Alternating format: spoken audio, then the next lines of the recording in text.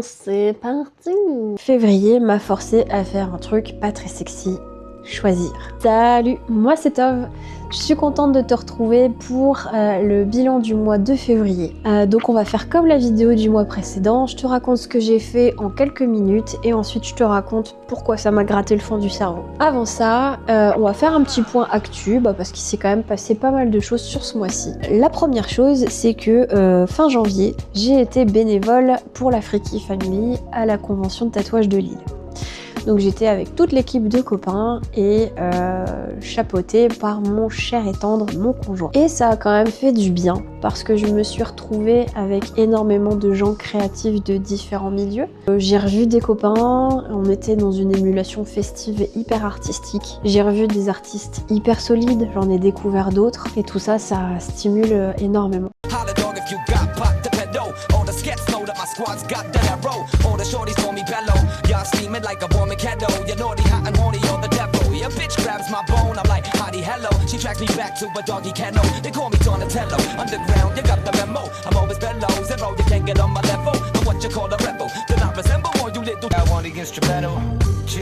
Aussi, j'ai pas mal postulé ce mois-ci, on va y revenir après parce que c'est un peu dans le cœur du sujet de la vidéo, mais j'ai déjà déposé ma candidature à illustrer le Grand Paris numéro 2, qui est un appel international à artistes pour pimper les nouvelles gares qui vont être construites pour agrandir les lignes de métro de Paris. La réponse, ça sera en octobre prochain. En tout cas, ça peut être une chouette opportunité. Moi, j'ai pas mal axé aussi sur mon parcours d'éducatrice spécialisée, sur le fait de mettre en lien les gens, les territoires, et aussi sur mon histoire passée, vu que je suis fille de cheminot et que j'ai quand même passé pas mal de mon enfance dans les trains. Voilà, toutes ces actus, elles peuvent paraître anodines, elles peuvent paraître périphériques, mais pour moi, c'est important aussi d'expliquer que ça fait partie de créer du réseau, d'être présente, de pas rester enfermée seule dans mon coin et de toujours être dans une veille professionnelle dynamique. Sûrement qu'à un moment donné, ça me permettra aussi de trouver ma place.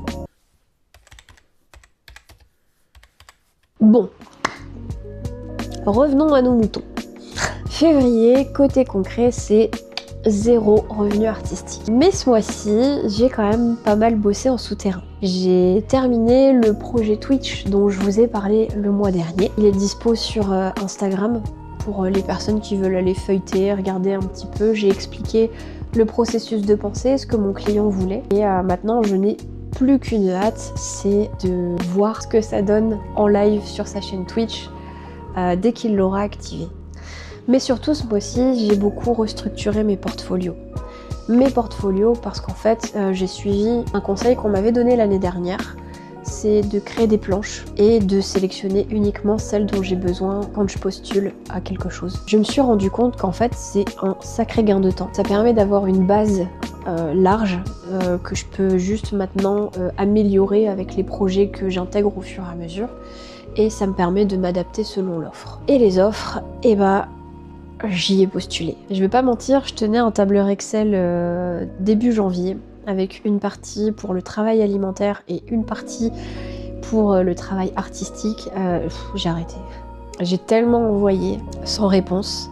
C'est vraiment une drôle de période, je pense. Je pense qu'il y a beaucoup plus de demandes que d'offres sur le marché du travail. Dans les milieux créatifs, c'est énormément en mutation et en restructuration. Sur les boulots alimentaires, j'ai quand même pu discuter avec certaines personnes qui ont quand même eu la gentillesse de me rappeler. Et elles me disent, mais on reçoit un nombre de CV incalculable.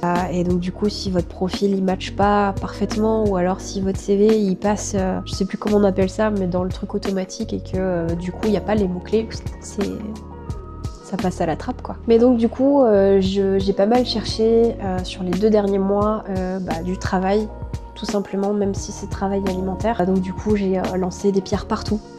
On verra où ça mord, on verra ce que ça donne, on verra où je peux rebondir. Je vois que ça marche quand même, parce que par exemple, quand je vais sur mon profil LinkedIn, je vois qu'il y a des gens qui passent sur mon profil, donc jusqu'au jour où ça mordra. Mais voilà, ça m'a pris énormément de temps, je pense Sinon, j'ai terminé le chapitre 2 de Un timing discutable, ma petite BD sur le deuil. Le chapitre 2 va sortir le 1er mars sur la boutique Ko-fi. Toujours pareil, toujours d'accès libre, toujours gratos. Et j'ai trop hâte d'avoir vos retours sur ce chapitre 2 où on commence à vraiment rentrer dans le vif du sujet et avec un côté graphique beaucoup plus assumé. Je pense que j'ai kiffé pouvoir proposer des choses plus abouties, plus matures. Et enfin, j'ai réalisé ma première, je dis bien la première illustration personnelle de 2026, Ectoplasma. Là, c'est les 30 ans de la licence et je voulais pouvoir rendre hommage à cette licence qui a bercé mon enfance, mon adolescence. Et même encore maintenant, parfois je peux relancer une game sur la Switch ou sur un émulateur et c'est trop bien quoi. Mais du coup, ça montre bien que je produis moins d'images. Finalement, sur les 2 premiers mois de l'année, je n'ai produit que 3 images abouties, plus quelques projets à finir pour le portfolio. Mais quand je remonte à il y a 2 ans, en fait, je carburais. Peut-être que j'en faisais... une par semaine. Et du coup, cette illustration, elle m'a forcé à regarder quelque chose en face. Et c'est là où en vient le cœur de mon propos. J'ai un pote pendant la convention de tatouage de Lille qui m'a donné un conseil. Choisir entre ce qui me ramène du blé et ce qui me fait plaisir à faire. Je m'explique. Il m'a dit, peut-être que tu devrais faire un tableau avec des plus d'un côté et des moins de l'autre. Avec les plus, ce que je fais qui me rapporte de l'argent. Et les moins, ce que je fais mais qui me rapporte pas de l'argent tout de suite. Ou ce qui n'est pas prévu pour me rapporter de l'argent. Alors au début, ça m'a un petit peu gratté le cerveau et ça m'a un peu piqué. Parce que je me suis rendu compte que sur les dernières années, il y avait des choses... que je mettais dans ça peut rapporter à court terme alors que je savais pertinemment que non et qu'elle me faisait surtout plaisir sur l'instant. Mais du coup je me suis aussi rendu compte sur les dernières années que j'avais beaucoup besoin d'expérimenter et de tester énormément de choses. Et aujourd'hui, le point de la vidéo c'est choisir. J'ai eu 4 ans pour tester énormément de choses et peut-être que maintenant il est temps de resserrer un petit peu l'éventail parce que je suis très polyvalente. Je sais faire énormément de choses et j'ai encore appris au mois de janvier à faire de la parallaxe.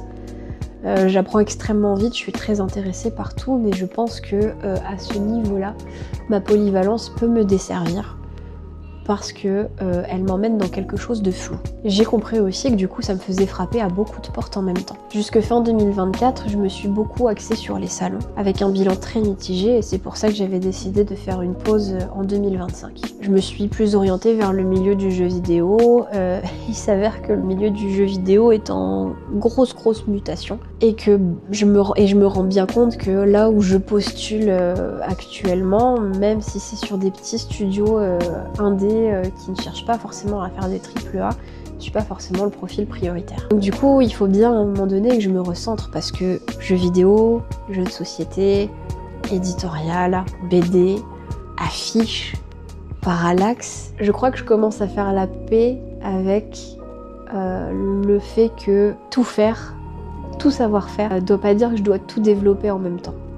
Après, j'étais comme un jeune chien fou parce que ça j'ai pas fait, ça j'ai pas fait, ça j'ai envie de tester, ça j'ai envie de voir si j'aime. L'illustration d'Ectoplasma m'a donné une sacrée piste parce que cette illustration là, je l'ai faite en 5 heures. J'ai enfin priorisé ma technique de dessin pour prioriser, hiérarchiser les informations que je pouvais mettre dans une illustration. J'ai épuré mon process, j'ai réduit les éléments et j'ai surtout travaillé la lumière, la hiérarchie et le côté un peu dramatique. Et je me suis dit, ok, j'ai sorti un truc très propre en 5 heures. Un truc très propre en 5 heures qui peut demain sortir en couverture de bouquin, qui peut sortir en affiche, qui peut sortir en trading card. Et pour revenir sur la polyvalence,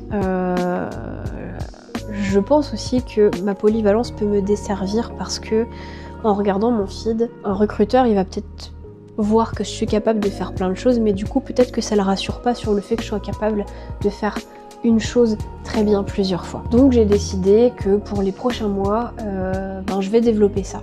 Plusieurs illustrations avec la même direction artistique histoire de produire du contenu homogène et reconnaissable. Mais du coup, ça veut aussi dire que je vais pas tout produire avec la même intensité. Choisir une direction, c'est pas abandonner le reste, c'est accepter que tout ne peut pas être prioritaire et qu'il faut savoir distinguer le court terme et le long terme pour ramener un petit peu de choses paisibles dans le fait de créer et de pouvoir rester avec l'esprit clair dans l'orientation que je veux donner à ma carrière d'artiste. Pour le mois de mars, l'objectif, il est assez clair, c'est continuer à postuler, continuer à repérer des événements qui peuvent être intéressants en termes de visibilité, en termes de veille professionnelle, en termes de réseau. Commencer à organiser les quelques salons sur lesquels je voudrais pouvoir apparaître, mais vraiment sur la région lilloise, et me présenter en tant que visiteuse sur certaines conventions pour venir avec un petit portfolio, montrer mon travail, glisser quelques cartes de visite, trouver du travail, sécuriser des contrats. J'aimerais pouvoir aussi clôturer un timing discutable, je pense qu'il me reste 2 chapitres. Et aussi voir si un timing discutable a vocation à devenir un vrai objet, à partager à plus de monde, ou s'il avait juste besoin d'exister pour me faire traverser plus facilement mon propre deuil. Et en parallèle, selon l'avancée de mes illustrations, il se pourrait qu'un partenariat intéressant pointe le bout de son nez autour du prix de tant de demandes. On se retrouve pour la prochaine vidéo à la fin du mois de mars.